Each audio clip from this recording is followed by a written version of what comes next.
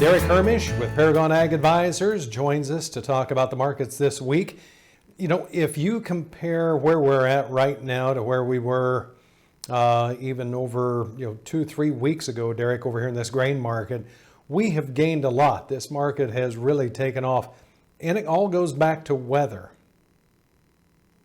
Absolutely. I mean, it is a weather market. I mean, you get a little bit of a weather market every year, it seems like, and this year is going to be bigger than most that we've seen in the last several years. It's just a different type of weather year where we're looking at how wet it has been, and an unprecedented kind of wet, and creating the late planting craze that we've had, and really an unprecedented move for the markets, and just structure that it's going to have. Not necessarily an unprecedented move, but an unprecedented ability to be able to account for what we should be accounting for in market price, and we just we don't know yet.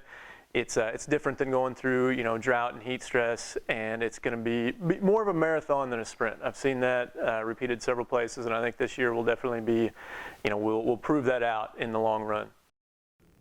There's a lot of variables still yet to go. One of the things I found interesting was all of the discussion about National Ag Statistics Service numbers earlier in the week. I was surprised to hear that they have the goal of reaching 100% of planting progress, whether or not 100% of all of the intended planted acres really get planted.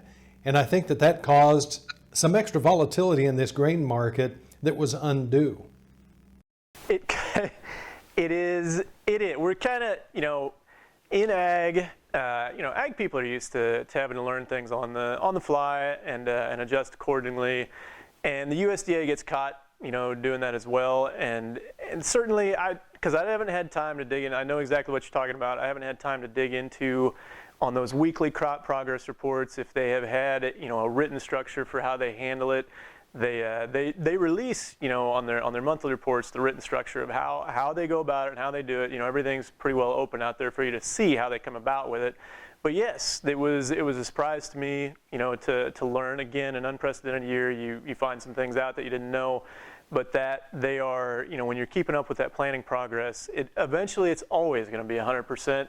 If you are if you're going to account in that we got some prevent plant acres, but we're always going to reach 100% at a certain point, and that is fine and dandy, I guess, and makes sense, that is what it is, but it does leave plenty of wiggle room in the in-between time to not really know, what acres are planted or not, which is what it is. Nobody knows what acres are planted or not, and probably not for quite some time until we get a chance to probably have a resurvey, I would imagine, at some point, whether it be July or August, or maybe it's not finalized completely until the January one, where they put the final pen to it and say these are the finalized acres. Yep, that's a good point. Well, what's going on in the grain market is also directly affecting the protein market.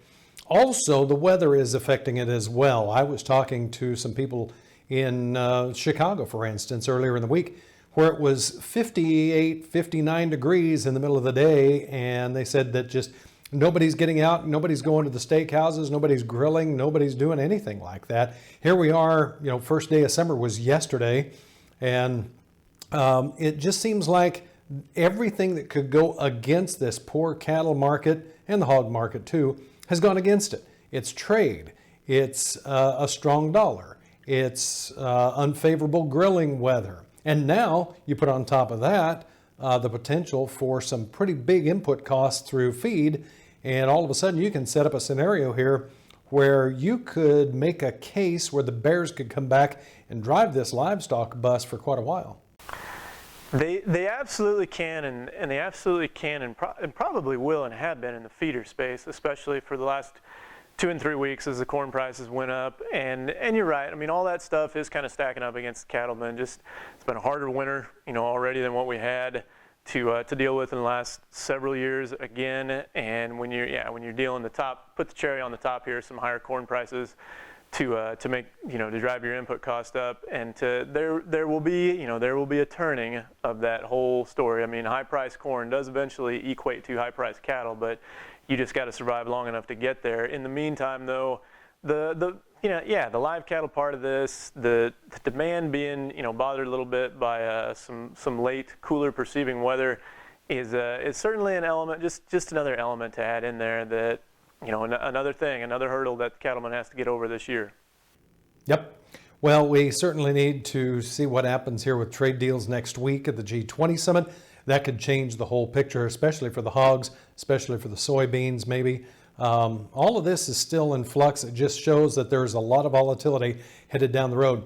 Probably the nice thing about all of this is there's a way to mitigate a lot of the volatility and a lot of the downside risk, leave the upside risk open, and that's where you folks come in.